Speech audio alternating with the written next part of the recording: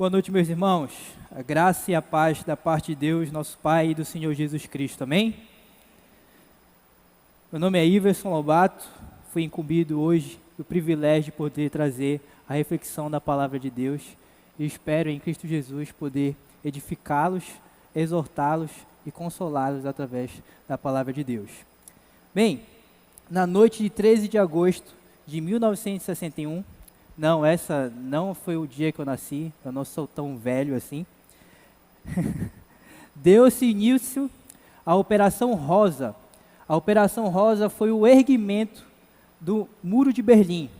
O Muro de Berlim, ele começou a ser construído por conta da rivalidade entre o bloco oriental composto de França, Inglaterra e Estados Unidos com o bloco ocidental, com o bloco oriental, que era a União Soviética.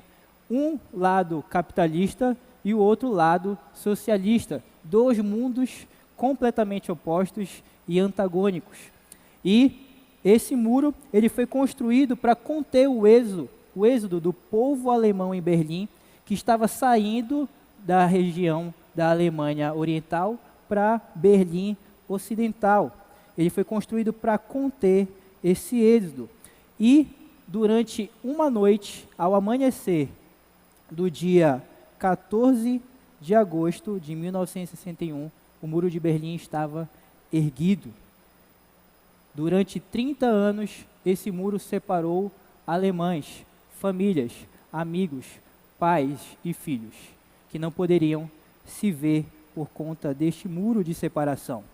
Só que na década de 80, a Alemanha Oriental ela entrou numa grande e grave crise econômica que gerou uma forte insatisfação na população. E então, no dia 9 de novembro de 1989, esse muro foi derrubado. E aí, assim, então, a tão esperada unificação da Alemanha foi feita. Alemães da parte ocidental e oriental agora foram unificados como uma nação só. Famílias que foram separadas por esse muro voltaram a se reencontrar depois de 29 anos.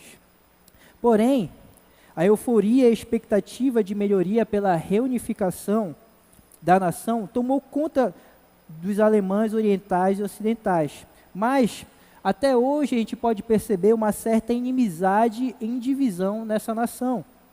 Por exemplo, os alemães da parte ocidentais não gostam dos alemães da parte oriental, os Wesses e os Osses. Os Wesses vão falar que os Osses ainda pensam como comunistas. Eles são preguiçosos e cidadãos de segunda classe. Por contrapartida, os Osses vão falar que os Wesses são arrogantes, sedentos de poder, ambiciosos e egoístas. De certa forma, a queda do Muro de Berlim, ela não foi tão eficaz assim para unir a nação alemã.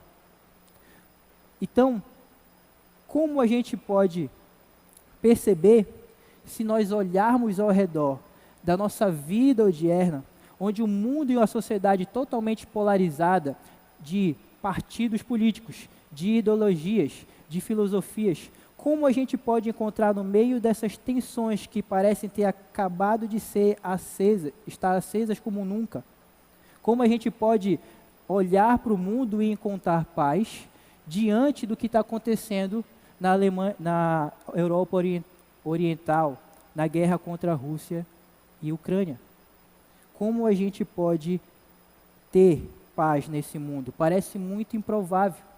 E a pergunta que fica é: como isso pode acontecer? E a resposta é simples, meus irmãos. A resposta é o Evangelho de Jesus Cristo. O Evangelho de Jesus Cristo é a única solução para a inimizade humana. O Evangelho da graça, o Evangelho da reconciliação que traz paz. E hoje é isso que nós vamos observar nas Escrituras em Efésios 2, dos versos 11 até o verso 18. Então, convido os irmãos que abram nesses versos para nós vermos como o Evangelho de Jesus Cristo constrói pontes, destrói barreiras e constrói pontes. Efésios 2, versos 11 até o 18. Diz assim: portanto, lembrem-se de que no passado vocês eram gentios na carne, chamados incircuncisão por aqueles que se intitulam circuncisão, que é feita na carne por mãos humanas. Naquele tempo vocês estavam sem Cristo, separados da humanidade de Israel e estranhos às alianças da promessa, não tendo esperança e sem Deus no mundo. Mas, agora, em Cristo Jesus, vocês que antes estavam longe, foram aproximados pelo sangue de Cristo, porque Ele é a nossa paz. De dois povos Ele fez um só, e na sua carne derrubou a parede de separação que estava no meio, a inimizade. Cristo aboliu a lei dos mandamentos na forma de ordenanças, para que dos dois criasse em si mesmo uma nova humanidade, fazendo a paz e reconciliasse ambos em um só corpo, com Deus por meio da cruz, destruindo a inimizade por meio dela. E quando veio, Cristo evangelizou paz a vocês que estavam longe e paz também aos que estavam perto, porque por meio dele ambos temos acesso ao Pai em um só Espírito. Senhor Deus, que o Senhor possa nos dar atenção para a Tua palavra hoje e que ela possa vir edificar a nossa vida e assim nós possamos aplicá-la de maneira prática no nosso cotidiano. Em nome de Jesus. Amém. Um breve contexto para a gente entender como esse parágrafo ele se encaixa dentro da carta de Paulo aos Efésios.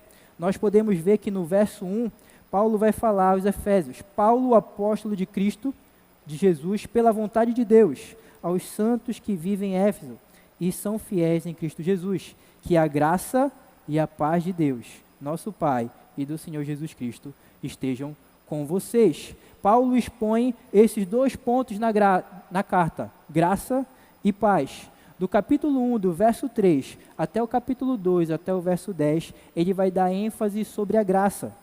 Do capítulo 1, do 3 ao 14, ele vai fazer um hino de bendição a Deus, de toda a graça, que nos abençoou em todas as bênçãos espirituais nas regiões celestiais em Cristo Jesus, como eleição para a santificação, predestinação para a adoção, redenção e remissão pela obra de Cristo, preservação pelo seu Espírito. E isso tudo para o louvor da glória da graça de Deus.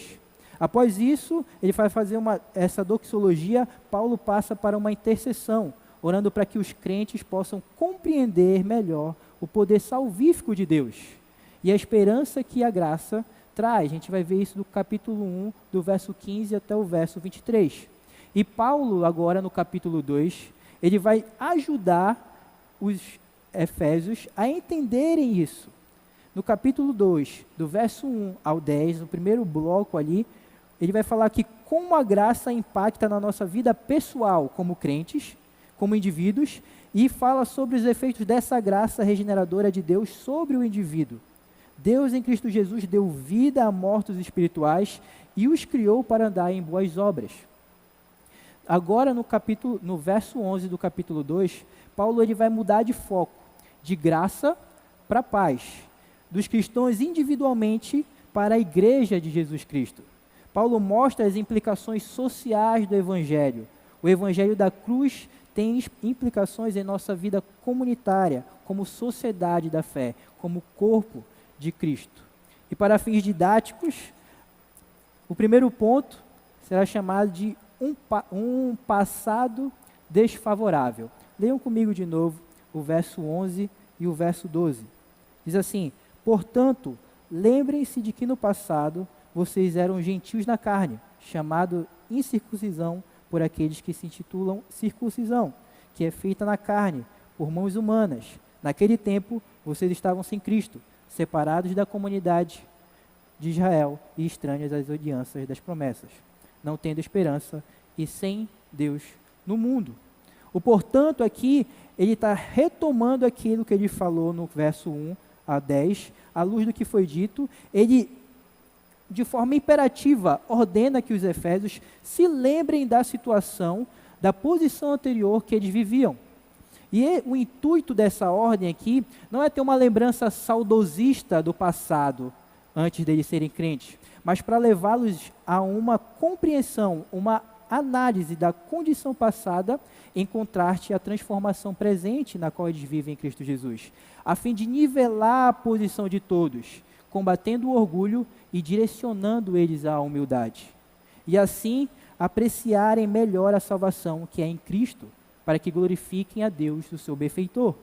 E além disso, ele visa salientar a ausência de méritos próprios da parte dos efésios na salvação. Pelo contrário, em relação à salvação, os efésios tinham a posição a qual eles se encontravam em desprezo pelos judeus e separação da aliança com Deus. Por isso que ele vai falar aqui, chamar-dos incircuncisão por aqueles que se intitulam circuncisão, que é feita na carne por mãos humanas. Havia um certo desprezo dos judeus para com os gentios, tudo por conta da sua identidade como o povo da aliança. E a circuncisão era um sinal físico desta aliança que demarcava um relacionamento particular e exclusivo de Israel com Deus. E, portanto, a circuncisão simbolizava a identidade étnica do povo judeu como povo de Deus.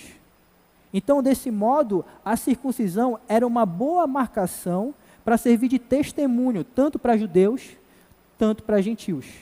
Porque a circuncisão, ela deveria levar ambos, judeus e gentios, a um cenário sombrio da realidade do que é estar longe de Deus. Mas, contudo, entretanto, todavia, os judeus nutriram em si um sentimento de superioridade por conta do sinal distintivo que era a circuncisão.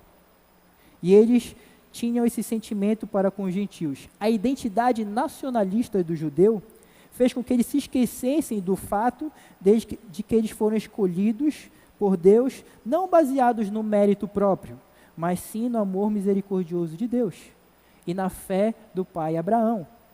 E por isso eles precisavam, tanto como os gentios, viver de forma santa e separada para Deus. Eles deveriam, como povo e como indivíduos, testemunhar desse grande Deus da aliança. Contudo, a atitude deles era de divisão. Ao invés de serem luz para as nações gentílicas, eles promoveram barreiras de inimizade, até chegaram a criar uma nomenclatura específica para os gentios. A palavra circuncisão, aqui no verso 11, não é o oposto de incircuncisão, não é o oposto de circuncisão. Eles criaram uma palavra específica para se referir ao povo judeu. Então, essa era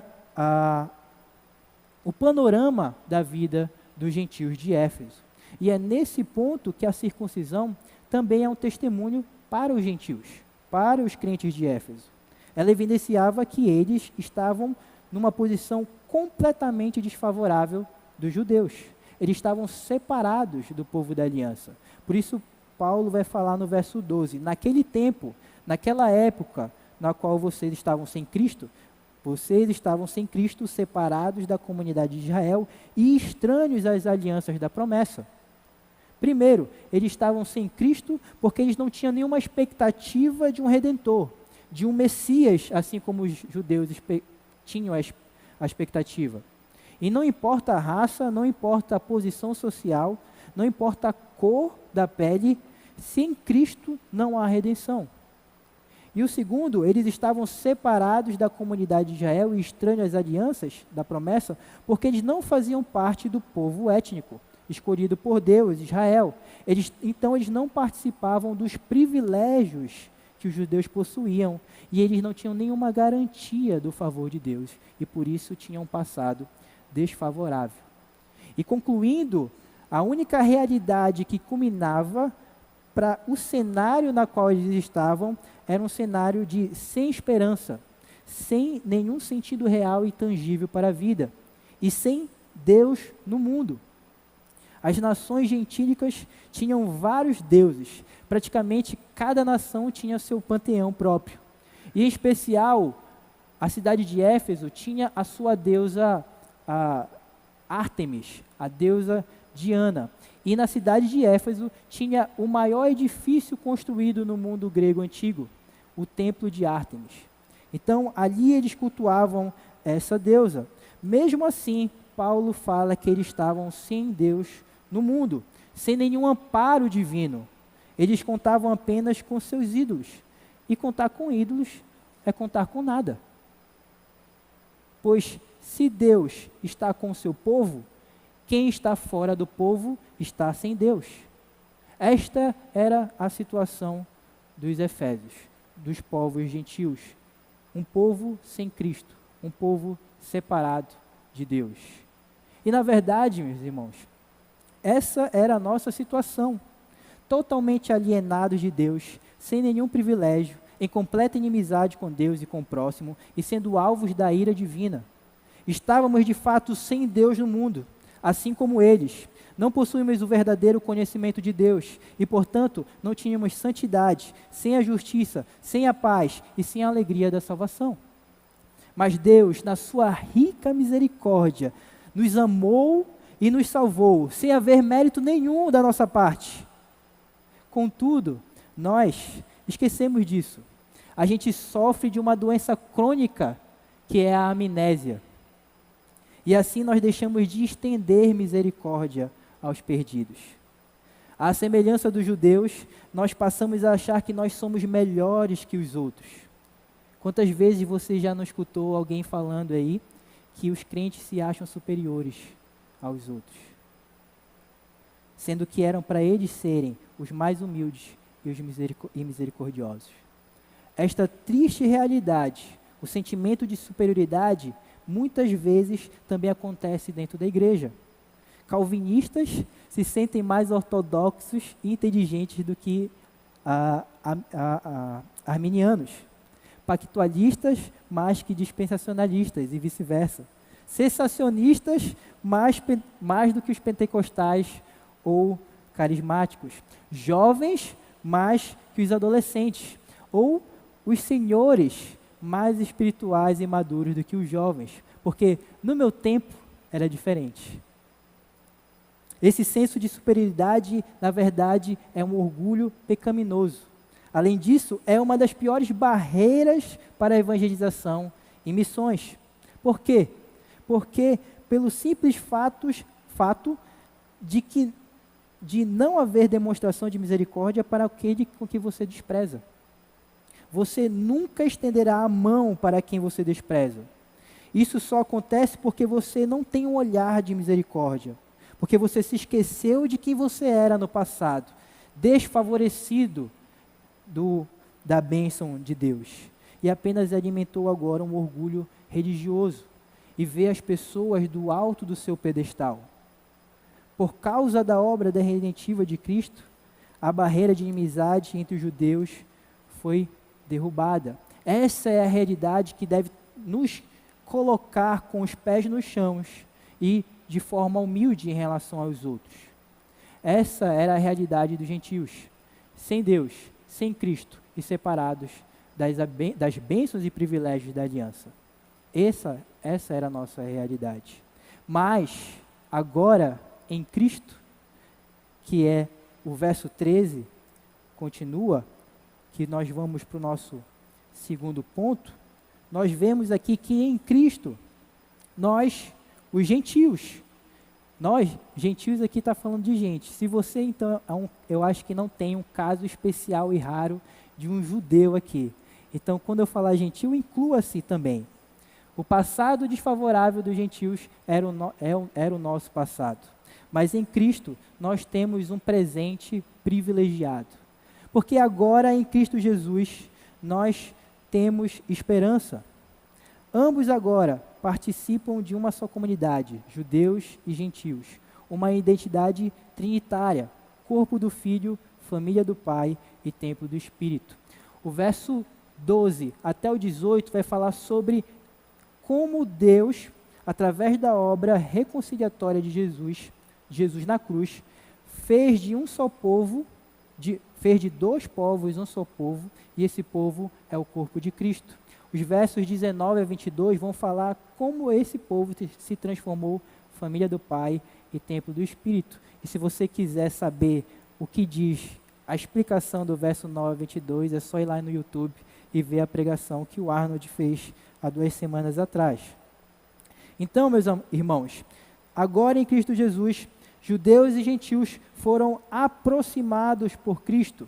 Ele vai falar, verso 13, mas agora em Cristo, vocês que estavam longe foram aproximados pelo sangue de Cristo. Esse aqui é o primeiro privilégio. Os gentios estavam longe e alienados da promessa de Deus, mas pela obra de Cristo eles foram aproximados. Porém, como faz para ter paz entre dois povos inimigos? Como faz para ter paz entre judeus e palestinos, entre ucranianos e russos, entre remistas e bicolores? A resposta é pelo sangue de Cristo. Ou seja, na obra de Cristo na cruz, pela sua morte expiatória e substitutiva, os gentios e os judeus foram aproximados. A morte de Cristo matou a inimizade entre os povos distantes.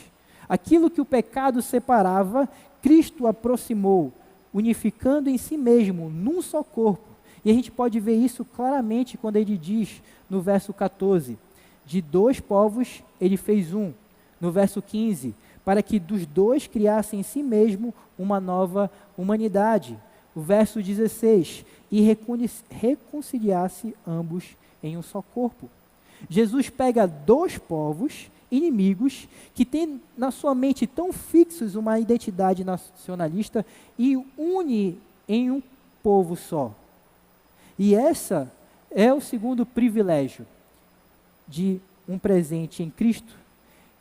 Verso 14 vai dizer assim: porque Ele é a nossa paz. De dois povos fez um na sua carne, derrubou a parede de separação que estava no meio, a inimizade. Jesus faz isso por meio da cruz, por meio do seu sangue derramado nela. A cruz de Cristo é central no Evangelho. Sem a cruz não há redenção. Por meio dela foi derrubada a parede de separação. A parede de separação aqui, ou o muro da inimizade, como traduz a NVI, provavelmente faz referência à lei mosaica e ao templo. A lei mosaica porque ela impedia a convivência do povo judeu com os gentios, por conta da circuncisão, que identificava etnicamente eles como povo da aliança, por conta das dietas da lei mosaica, eles não poderiam comer diversas coisas que os gentios comiam, pelo calendário judaico, a guarda do sábado, a festa das Páscoas, a festa dos tabernáculos, tudo isso causava separação entre judeus e gentios. Assim, criou-se essa cerca entre os judeus que deixava os gentios fora. Na verdade, a lei mosaica separava toda a humanidade de Deus, não só judeus de gentios, mas Deus do homem, judeus e gentios. Porque a lei condena e coloca todos debaixo do justo juízo de Deus. E o templo, a estrutura do templo simbolizava essa parede de separação. O templo era constituído do santuário, o local onde os judeus se reuniam, mas internamente, no interior do templo, num lugar restrito, havia o Santo dos Santos, separado por um véu, onde somente o sumo sacerdote entrava ali no Santo dos Santos uma vez por ano, no dia da expiação, no dia do Yom Kippur. E do lado de fora havia o átrio dos gentios, que continha nele como fronteira, como divisão, uma parede de 1,5 metro, na qual tinha uma placa dizendo: se o gentio transpôs-se aquela barreira, ele era passível de morte. Então, tanto a lei mosaica como o templo simbolizavam essa separação, esse muro da inimizade entre judeus e gentios. Mas Deus, em Cristo Jesus, derrubou essa inimizade. E Paulo explica isso de uma maneira mais clara para a gente no verso 15 e 16. Quando ele explica o modo como Jesus destruiu a barreira da inimizade e a finalidade, o objetivo ao qual ele queria alcançar. O modo está no verso 15, parte A. Cristo aboliu a lei dos mandamentos na forma de ordenanças. Como Cristo aboliu? Como ele fez isso? Através da sua vida e da sua morte. Através da sua vida, ele cumpriu as demandas da lei mosaica, ele obedeceu a cada regulamentação da legislação de Moisés, sem cometer nenhuma transgressão ou falta em infração dela, ou seja, sem pecado nenhum, e ele se fez representante nosso. Através da sua morte, ele satisfez as exigências da lei de Deus, porque sem derramamento de sangue não há remissão, não há perdão de pecados, como diz Hebreus 9:22.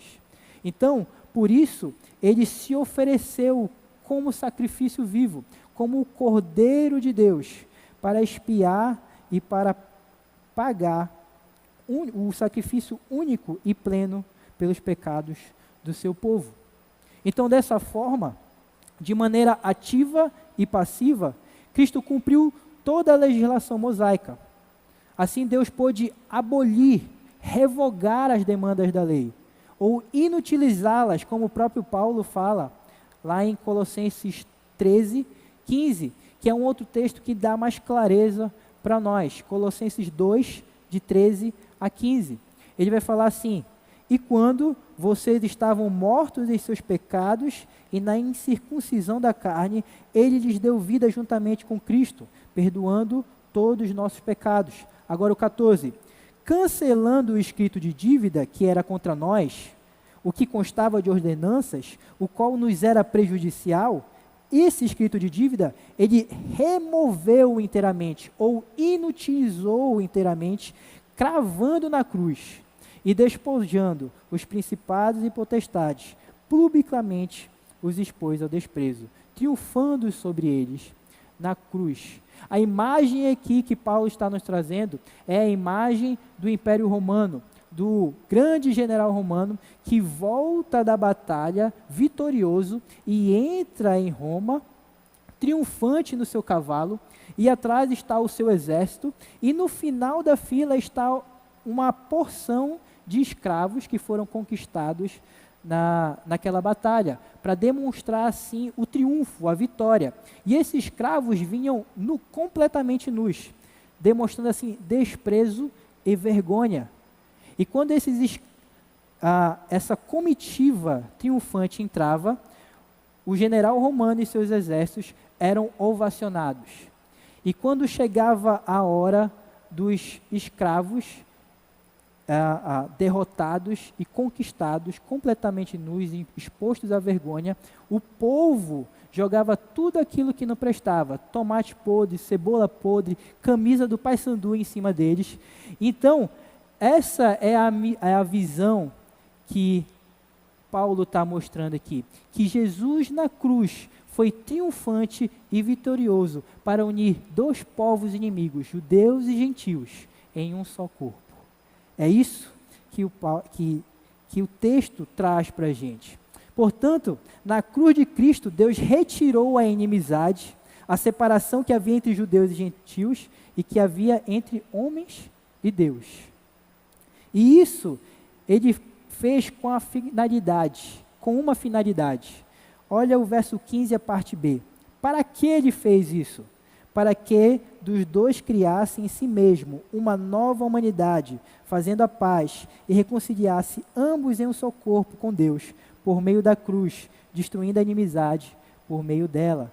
Na cruz, Cristo cria uma nova humanidade reconciliada com Deus, fazendo a paz entre dois povos historicamente inimigos e entre a humanidade que se tornou inimiga de Deus por conta do pecado.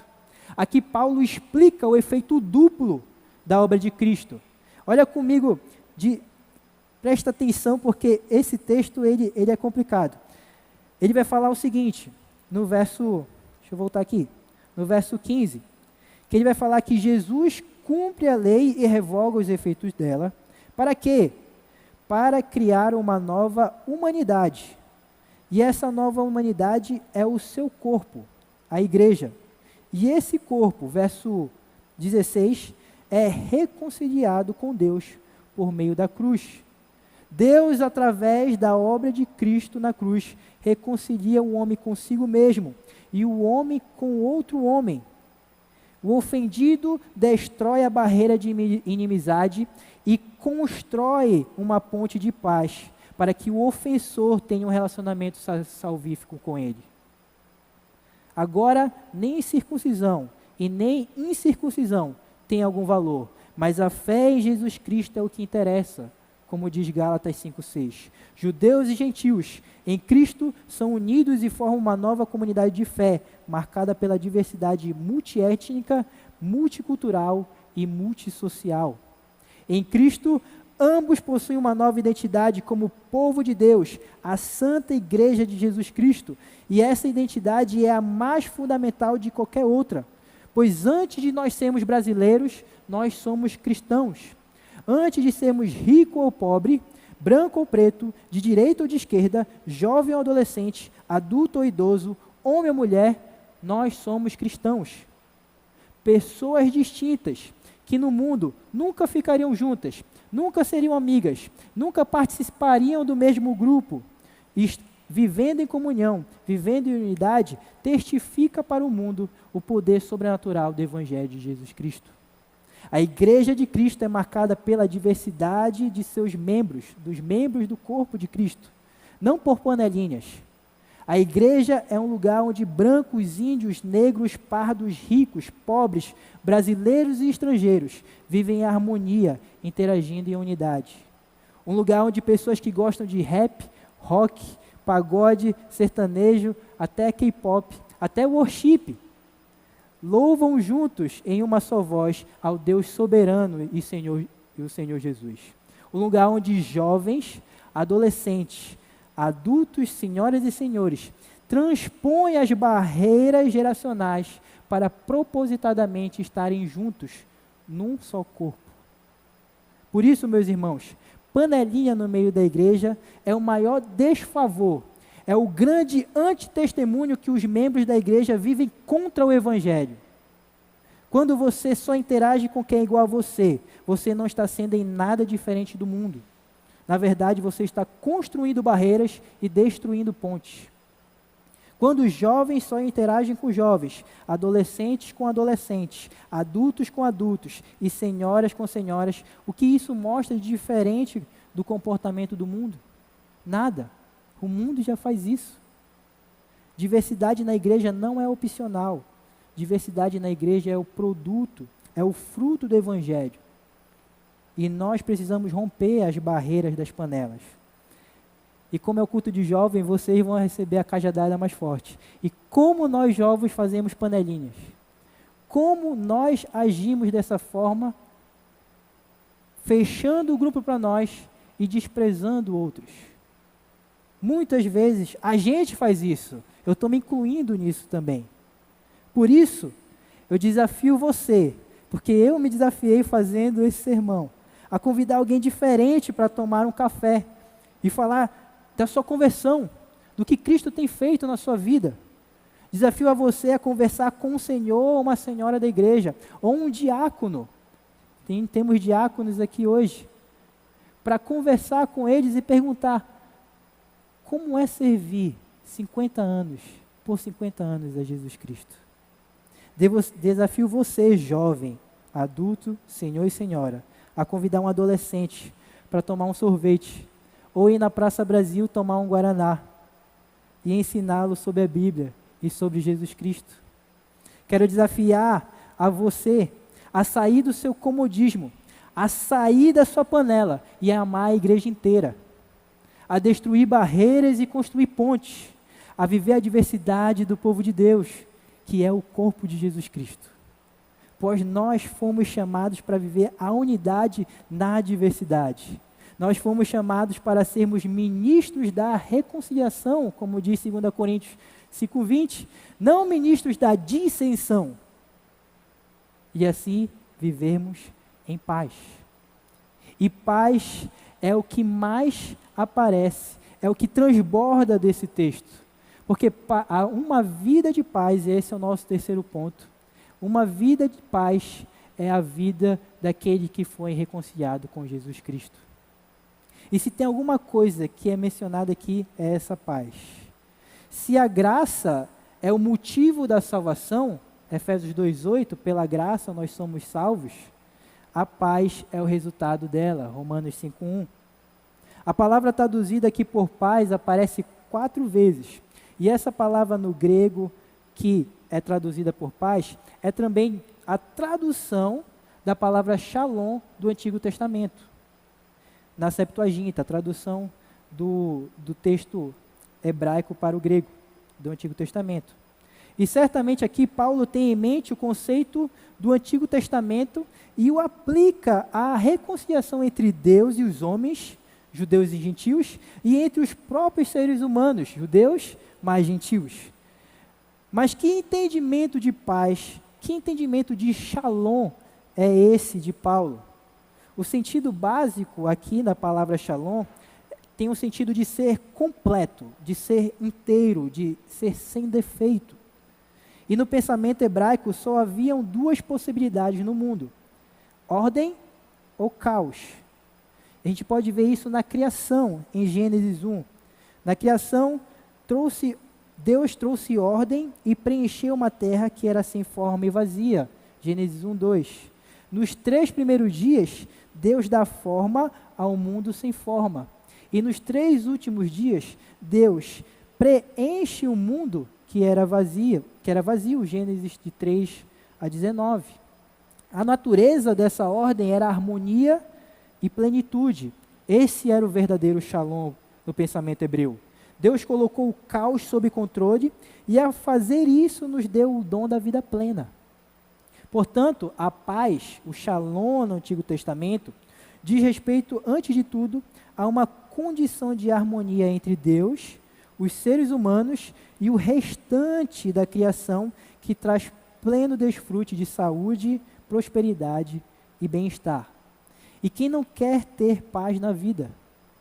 Todos nós queremos ter paz. Aqueles que têm filho querem ter paz na mesa quando o filho começa a bagunçar na hora de almoçar. O povo ucraniano quer paz em meio à guerra contra a Rússia. Mas a condição para o shalom acontecer, para o shalom de Deus, a paz de Deus, é a justiça. E por conta do pecado no mundo, não é possível desfrutar dessa paz, dessa condição de harmonia entre criação e seu Criador, a parte de Jesus Cristo. De acordo com os profetas, o shalom é a restauração da justiça e não pode ser alcançado enquanto se persiste no pecado e no mal. O shalom é uma expressão suprema de uma existência plena e satisfeita, de acordo com a ordem planejada por Deus e manifestada em prática e preservação da justiça. Por isso, os judeus tinham uma grande expectativa, uma intensa expectativa da vida do Messias, aquele que faria justiça e traria paz para Israel, como profetizou Zacarias 9, do verso 9 até o 10.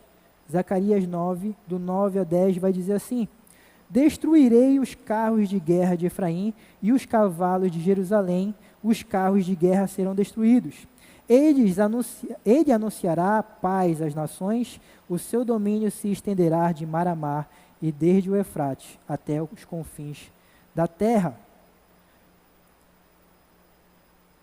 Esse texto de Zacarias 9, de 9 a 10, demonstra a visão de um rei justo e salvador que acabará com os instrumentos de guerra e trará paz para as nações, até os confins da terra.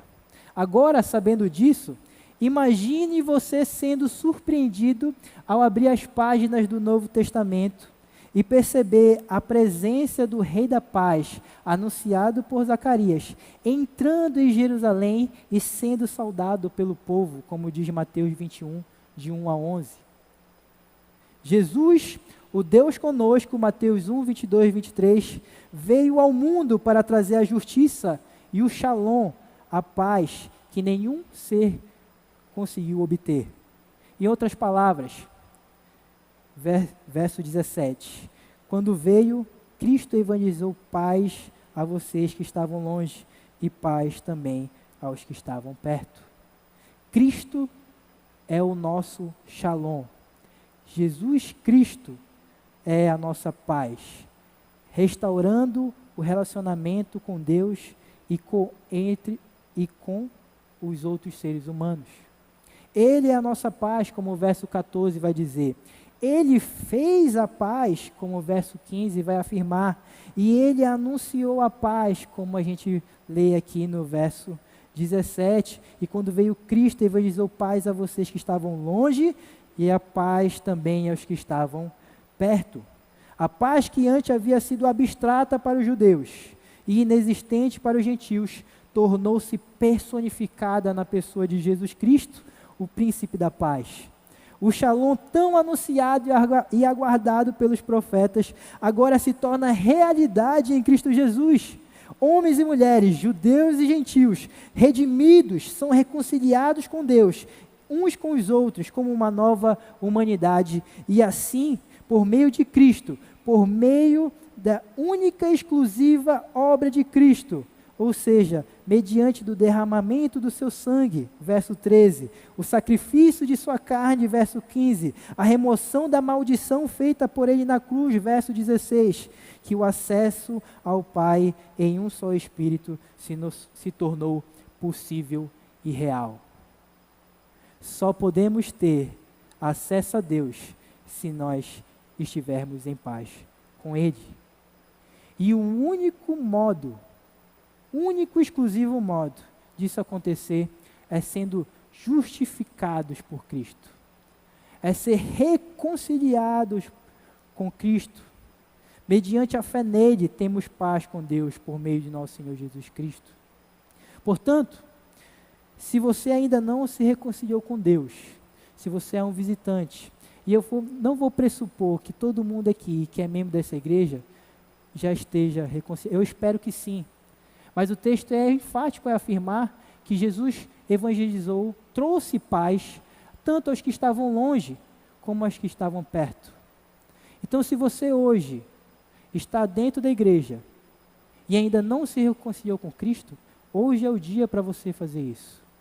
Se você está nos visitando hoje e ainda não se reconciliou com Cristo, ainda não creu nele como seu Salvador e Senhor, e para isso, crendo nele, pela fé na sua obra, ter paz, esse é o momento para você fazer isso. A você, membro reconciliado com Deus, membro desta igreja, parte do corpo de Cristo, você deve cultivar uma vida de santidade, pois só quando nós vivermos em justiça e retidão como povo de Deus, aí naturalmente nós seremos promotores da paz em nossa família, em nossas comunidades de fé, na igreja e na vida da sociedade que nos cerca. Somente assim estaremos fazendo de tudo para preservar a unidade do Espírito, aquele ao qual nós temos acesso ao Pai no vínculo da paz, Efésios 4:3.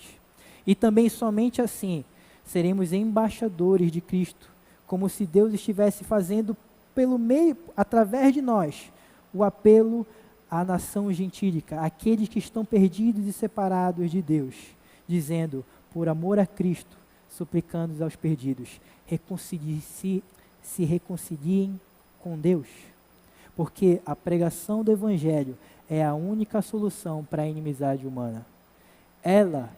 A pregação do Evangelho, é o poder de Deus para destruir barreiras e construir pontes. Amém? Vamos orar?